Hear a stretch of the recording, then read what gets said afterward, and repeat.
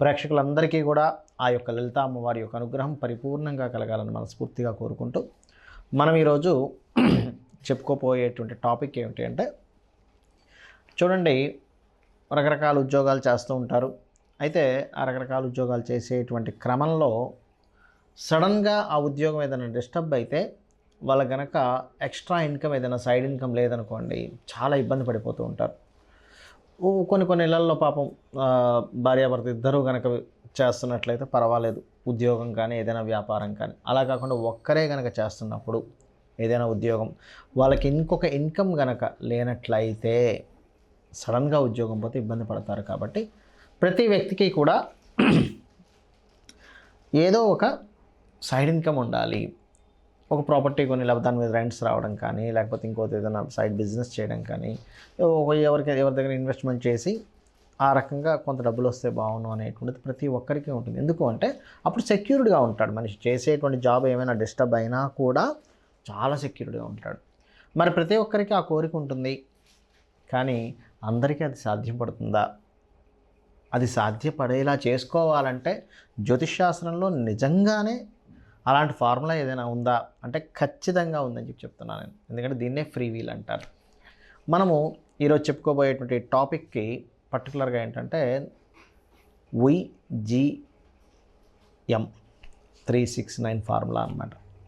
ఆ ఫార్ములా బేస్గానే నేను మీకు ఇప్పుడు చెప్తాను. ప్రతి రాశి వారికి, అంటే మేషం నుంచి మీన లగ్నం కానివ్వండి, రాశి కానివ్వండి, నేను చెప్పేటువంటి ఈ ఫార్ములా కనుక పాటించగలిగితే 100% అందులో ఎటువంటి సందేహం లేదు. గుర్తుపెట్టుకోండి, 100% మీరు జాబ్ కాకుండా ఇంకొక ఎక్స్ట్రా ఇన్కమ్ సంపాదించుకోవడానికి మీరు చేసేటువంటి ప్రయత్నం ఏదైతే ఉంటుందో, మీ డిజైర్ ఏదైతే ఉంటుందో ఖచ్చితంగా నెరవేరుతుంది. అందులో ఎటువంటి సందేహం లేదు. ఒక్కొక్క రాశి గురించి మనం చెప్పుకుందాం. కర్కాటక లగ్నము ఆర్ కర్కాటక రాశి. లగ్నం కనుక తెలిసినట్లయితే రాశిని చూసుకోవాల్సిన పని లేదు. లేదంటే లగ్నం నాకు తెలియదు, రాశి చూసుకోవచ్చు. అదేవిధంగా అందులో ఉన్నటువంటి నక్షత్రాలు కూడా దీనిలోకి వస్తాయి. కర్కాటకంలో ఉన్నటువంటి నక్షత్రాలు కానీ చూసుకున్నట్లయితే పునర్వసు 4వ పాదము, పుష్యమి, ఆశ్లేష. అయితే కర్కాటకం వారిలో ఉన్నటువంటి అద్భుతం ఏమిటి అంటే వెరీ ఎమోషనల్గా ఉంటారండి. Very emotional. ఎందుకంటే మదర్ తత్వం కలిగినటువంటి రాశి కాబట్టి చాలా ఎమోషనల్గా ఉంటారు. ఎట్ ద సేమ్ టైం వాళ్ళలో ఉన్నటువంటి గొప్ప టాలెంట్ ఏమిటంటే అలర్ట్నెస్ చాలా ఎక్కువగా ఉంటుంది. అందుకే చూడండి, ఎంతకి ఇచ్చే ఉంటుంది చూసాను. మీరు సముద్రం దగ్గర చూడండి, ఎంట్రీకి ఇచ్చే బొమ్మ ఉంటుంది దానికి, కర్కాటకానికి. ఏమాత్రం ఇక్కడ అపాయం రాబోతుంది, ప్రమాదం జరగబోతుంది అని వెంటనే ఏం చేస్తుంది, అది 365 డిగ్రీస్లో ఎట్టయినా కదలగలుగుతుంది. అంటే కర్కాటకం వాళ్ళకు కూడా ఏంటంటే ఎట్టయినా సరే వాళ్ళు ఎలాంటిదైనా సరే వాళ్ళు ఎలాంటి మూమెంట్ అయినా సరే ఎలాంటిదైనా సరే చేయగలుగుతారు వాళ్ళు. ఆ తత్వం భగవంతుడు ఇచ్చాడు కర్కాటక రాశి వారికి మీకు. అలాగే వెంటనే ఏదైనా ప్రమాదం వస్తుందనగానే గబుక్కన కన్నం తీసుకుని లోపలికి వెళ్ళిపోతుంది. అంటే ఏంటి, మదర్లీ నేచర్లో ఉన్నటువంటిది ఏంటి, మదర్ ఏంటి ఎప్పుడు కూడా పోషణ, రక్షణ, అంతే కదా. పోషించుకోవాలి, రక్షించుకోవాలి. తను రక్షించుకోవడం అనేటువంటిది కర్కాటక రాశి చేస్తుంది. కర్కాటక లగ్నానికి ఉన్నటువంటి ఎనర్జీ అది. అలాగే చాలా మానసికంగా చాలా హార్ట్ఫుల్గా ఉంటారు కూడా కర్కాటకం వారు. చాలా హార్ట్ఫుల్గా ఉంటారు చెప్పాలంటే. ఏం చేసినా హార్ట్ఫుల్గా చేయాలనేటువంటి తత్వం కూడా వారిలో ఉంటుంది. ఇంకా వాళ్ళ చంద్రుడు పాడైపోతే ఏం చెప్పలేము. అదే ఏదో కోటిలో ఒక కేసు ఉంటుంది అట్లా.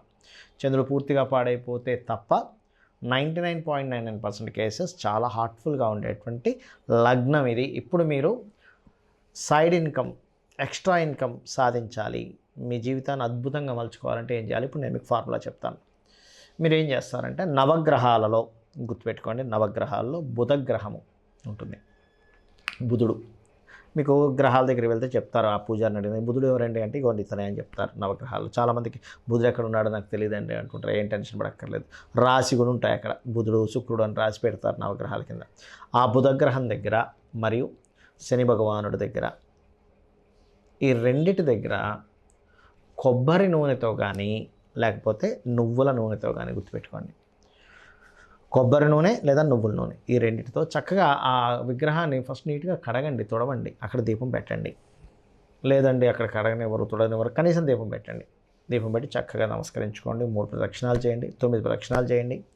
అలాగే ఓం బుధగ్రహ స్తోత్రం అక్కడ ఉంది, చదువుకోండి.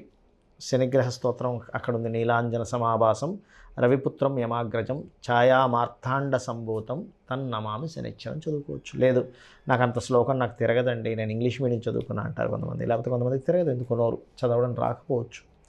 ఏమీ టెన్షన్ పడాల్సిన పని లేదు. ఓం బుధగ్రహాయ నమః మనస్ఫూర్తిగా నమస్కరించు, ఓం శని గ్రహాయ నమః అనుకో చాలు.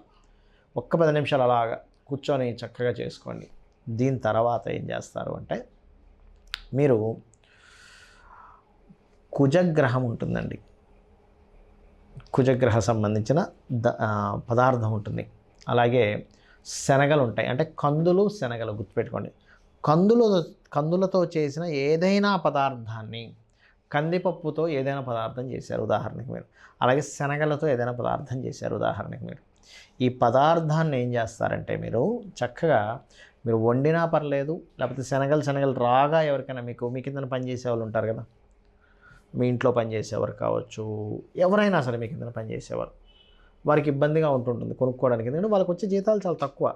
ఎవరైనా పప్పు ఇచ్చారనుకోండి, అమ్మయ్య నాకు 100 రూపాయలు మిగిలిందిలే అనుకుంటారు వాళ్ళు చక్కగా. కాబట్టి వాళ్ళకి ఆ శనగలు పప్పు ఇవ్వండి. ఇచ్చేటప్పుడు మాత్రం మీ భావన ఎలా ఉండాలంటే, ఈశ్వర స్వరూపంగా ఆ వ్యక్తి ఈశ్వర స్వరూపుడు, సాక్షాత్ పరమాత్మ స్వరూపుడు అనేటువంటి భావంతో ఇవ్వాలి. కానీ ఏదో వాడికి లేదు కాబట్టి నేను ఇస్తున్నాను అనే భావంతో ఇచ్చారా ఈ ఫార్ములా పనిచేయదు, గుర్తుపెట్టుకోండి. అలా ఇవ్వండి. ఇక్కడ ఇది ఇండియాలో ఉన్నారనుకోండి ఇట్స్ పాసిబుల్, కానీ బయట దేశాల్లో ఉంటే కనుక ఒక్కొక్కసారి కొన్ని గల్ఫ్ కంట్రీస్లో అదే నవగ్రహ టెంపుల్స్ ఉండకపోవచ్చు, అప్పుడు ఏం చేయాలి? ఈ ఫార్ములా మీరు బయట దేశంలో ఉన్నా కూడా చేసుకోవచ్చు. అది ఎలాగా? ఎందుకంటే విశ్వం మొత్తం ఈ గ్రహ సంబంధమైనటువంటిది ఉంటుంది. పంచభూతాలు ఎక్కడ లేవు చెప్పండి, అంతటా ఉంటాయి కదా. పంచభూతాలు అంతటా ఉంటాయి, నవగ్రహ ఎనర్జీ అంతటా ఉంటుంది. కాబట్టి ఎనర్జీ అంతటా ఉంటుంది. కాబట్టి మీరు ఒక చిన్న పసుపు ముద్దతో ఒక చిన్న గిన్నెలో కనుక ఇదే బుధ భగవానుడు అనుకోండి, చక్కగా ఇంకో గిన్నెలో పసుపు ముద్దతో తయారు చేసి, మనం చూడండి ఏదైనా పూజ చేసేటప్పుడు గణపతి పూజ అనగానే మనం ఏం చేస్తాం, ఓ పసుపు ముద్ద తయారు చేసి గణపతి అంటున్నాం కదా. మరి పసుపు ముద్దలో గణపతి రావట్లేదు, అలాగే సేమ్ యాజ్ ఇట్ ఈజ్ ఓ ముద్ద తయారు చేసి శని భగవానుడు ఈయనే అనుకోండి. కాసేపు చక్కగా దానికి బొట్టు పెట్టండి, 2 దీపాలు పెట్టండి, పెట్టి ఓం బుధాయ నమః ఓం శనీశ్వరాయ నమః అనుకోండి చాలు. ఒక్క 10 నిమిషాలు అనుకోండి. 10 నిమిషాలు మీరు ఎప్పుడైతే చాంట్ చేశారో మీకు డిజైర్ ఓపెన్ అవుతుంది. మీకు అంటే ఏంటి, మీ డిజైర్ నెరవేరాలి. ఒక కోరిక ఉండిపోయింది నాకు, ఒక నా లైఫ్లో ఒకటి ఉంది. ఎందుకంటే ప్రతి వ్యక్తి కూడా ఒక డిజైర్ నెరవేర్చుకోవడానికి అతను లైఫ్ లీడ్ చేస్తూ ఉంటాడు. లేదా ఎక్స్ట్రా ఇన్కమ్. ఎందుకు ఎక్స్ట్రా ఇన్కమ్? ఎందుకంటే కాస్ట్ ఆఫ్ లివింగ్ చాలా పెరిగిపోయింది, ఒకప్పట్లా లేదు మనకి. స్కూల్స్ కాలేజెస్ కానీ పిల్లలకు ఫీజులు కట్టాలన్నా, లేకపోతే మీరు చక్కగా మీరు అనుకున్నటువంటి లైఫ్ లీడ్ చేయాలంటే కూడా నార్మల్ ఇన్కమ్ సరిపోవట్లేదు వ్యక్తికి. కాబట్టి ఖచ్చితంగా ఈ ఫార్ములా పనిచేసి తీరుతుంది. అలాగే ఇందాక చెప్పినటువంటి దానం చెప్పాను కదా, ఎవరికైనా ఇవ్వచ్చు. అలా కాదండి మాకు పురోహితులు ఉన్నారు సార్, మా ఇంటికి పూజారి వస్తుంటారు, లేదా మేము టెంపుల్కి వెళ్తే అక్కడ ఇవ్వచ్చు అనుకుంటే చక్కగా వారికి కూడా ఆ దానాన్ని ఇవ్వవచ్చు, అందులో ఎటువంటి సందేహం లేదు. అయితే ఇక్కడ మీరు ఒక సాధన కూడా చేయాలి. ఎందుకంటే ప్రతి దానికి ఒక లింక్ ఉంటుంది, ఒక సిస్టమ్ ఉంటుంది. చూడండి, మనం ఒక చిన్న సాఫ్ట్వేర్ అప్లోడ్ చేయాలంటేనే దానికి ఏంటి, ఆ డ్రైవ్ సెట్ అవుతున్నాయా లేదా, ఆ సాఫ్ట్వేర్ దీనికి కనెక్ట్ అవుతుందా లేదా, దానికి ఇంకేవేవో మనం పాటిస్తూ ఉంటాం, ఒక చిన్న సాఫ్ట్వేర్. అలాగే ఇది కూడా ఒక సాఫ్ట్వేర్ అనుకోండి. దీనికి ఏం చేయాలి అంటే చక్కగా కూర్చొని మీరు కుమారస్వామిని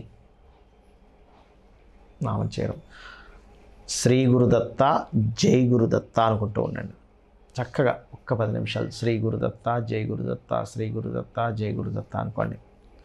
అనుకుంటూ పర్టికులర్గా మీరు ఏం చేయాలంటే మీ స్కిల్స్లో పర్టికులర్గా రోడ్డు మీద మీరు బాగా అబ్జర్వ్, నేను చెప్పేది వినండి. మనము రోడ్డు మీద వెళ్తూ ఉంటే ఏదో రాయి ఉంటుందండి, అక్కడ రాయి వల్ల ఎవడో పడిపోతాడు, లేకపోతే ఒక వైర్ ఉంటుంది ఇలాగా. అంటే మీ మైండ్ ఎప్పుడు కూడా ఎలా ఉండాలంటే, ఇది ఇంకొకరికి ప్రమాదం ఇస్తుంది, ఈ వైర్ ఇలా ఎలబడుతుందిగా, ఒక బండి పక్క కాపి ఆ వైర్ని తీసి ఎక్కడిని పెట్టడం, లేకపోతే ఆ రాయి తీసి పక్కన పడేయడం. అంటే ఇదంతా ఏంటంటే ప్రకృతి మీరు ఏం చేస్తున్నారనేది ఆల్వేస్ అబ్జర్వ్ చేస్తూ ఉంటుంది. అరే మనం ఏమనుకుంటాం, రోడ్డు తీసి పక్కన పడేసాడు అనుకున్నాం, కాదు, ఒక ప్రాణాన్ని కాపాడిన వాడు అవుతాడు ఆ వ్యక్తి. ఎవరో ఫ్యామిలీ వెళ్తున్నారు రాత్రి, ఆ రాయి వల్ల పడిపోయారు, పరిస్థితి ఏమిటండి ఆ ఫ్యామిలీ? మనం అనుకుంటాం చాలా చిన్న విషయం, కాదు, చాలా పెద్ద విషయం అండి. రోడ్డు మీద వెళ్తే దాని రాయి కనబడింది, తీసి పక్కన పడేసేయండి, దీనివల్ల ఎవడైనా పడతాడు అనుకుంటే. ప్రమాదానికి ఇది ప్రమాదాన్ని ఇస్తుంది ఎదుటి వ్యక్తికి అనుకునే దాన్ని మీరు మీ లైఫ్లో క్లియర్ చేసే పని మీద ఉండండి. అద్భుతం చూస్తారు. ఎందుకంటే ఎప్పుడు ప్రకృతి వాచ్ చేస్తూ ఉంటుంది, వీడు ఏం చేస్తున్నాడు, ఈమెం చేస్తుంది, దాన్ని మనం ఎప్పుడైతే అలా చేస్తాం. ఎందుకంటే ఇది పర్టికులర్ కర్కాటకం, వేరే వాళ్ళు చేయకూడదని నేను చెప్పట్లే, అందరూ చేయొచ్చు.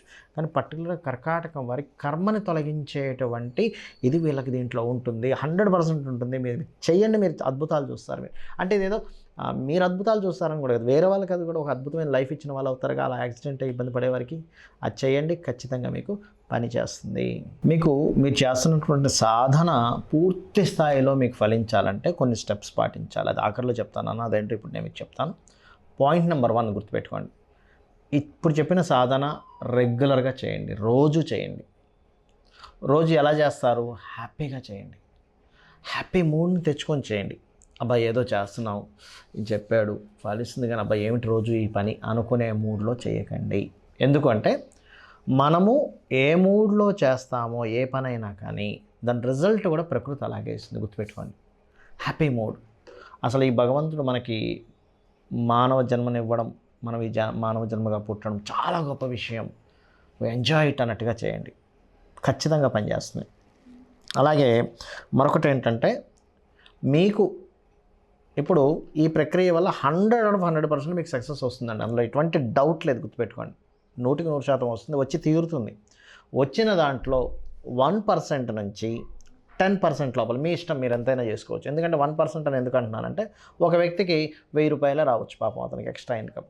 ఆ 1000 రూపాయలతో ఆ 1000లో 100 నువ్వు వేరే దానికి ఖర్చు పెట్టు అంటే పాపం అతనికి సాధ్యపడకపోవచ్చు. కానీ 10 రూపాయలు ఖర్చు పెట్టగలడుగా. 10 రూపాయలు, 1000 రూపాయలు, 10 రూపాయలు చాలా సింపుల్ విషయం కదా. ఆ 1% నుంచి 10% లోపల ఎంతో కొంత 1 నుంచి 10% గుర్తుపెట్టుకోండి, పక్కన పెట్టేసేయండి. డబ్బులు పెట్టేసి ఏం చేస్తారంటే, ఈ యొక్క విశ్వంలో చాలా గుప్తమైనటువంటి విషయం, చాలా సీక్రెట్ ఏంటి చెప్పమంటారా? ఆ డబ్బుల్ని తీసుకొని మీరు మొక్కలు నాటడానికి, మొక్కల కోసం మీరు వినియోగించండి. ఇక్కడ మీకు చాలామందికి సందేహం కలుగుతుంది, ఎందుకంటే నేను ఎక్కడ నాటుతాను సార్, నాకు అసలు ఎక్కడ భూమి లేదు, ఏమీ లేదు, నేను ఎలా చేస్తాను అనుకోవచ్చు. చిన్న చిన్న మొక్కలు ఉంటాయి, తొట్టిలో పెంచేవి, అది మీరు సంపాదించుకొని ఇంట్లో పెట్టండి. మీ ఇంట్లో ఫుల్ అయిపోయింది, మీ చుట్టాలు ఉంటారు కదా, మీ ఫ్రెండ్స్ చుట్టాలు తయారు చేస్తూ ఉండండి, వాళ్ళకి ఇస్తూ ఉండండి. అది కూడా కంప్లీట్ అయిపోయింది, మీ చుట్టాలు మీ ఫ్రెండ్స్ సర్కిల్ కూడా మొత్తం కంప్లీట్ అయిపోయింది.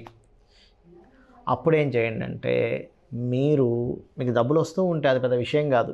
ఎందుకంటే ఇంత మీరు చేస్తున్నారంటే మీకు కొన్ని అంటే ఎంత ప్లేస్ కొనుక్కునే డబ్బులు ప్రకృతి ఇస్తుందంటే, ఎందుకంటే మీరు ఏం చేస్తున్నారు, ఫస్ట్ మీరు ఏం చేస్తున్నారు బాగా అబ్జర్వ్ చేయండి.